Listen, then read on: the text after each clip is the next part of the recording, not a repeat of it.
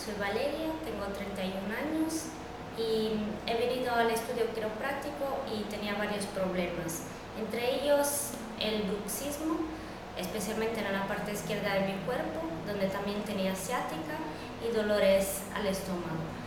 Todo esto ha cambiado después de la primera fase del tratamiento quiropráctico y ha ido siempre mejorando. Y otros cambios que he visto en mi cuerpo, sobre todo también en lo que es mi piel, mi rostro más relajado y mi postura mucho mejorada. Y cambios en el humor, o sea, afronto las cosas de diferente manera y me veo con mucha más fuerza y mucho más interés en las cosas que hago.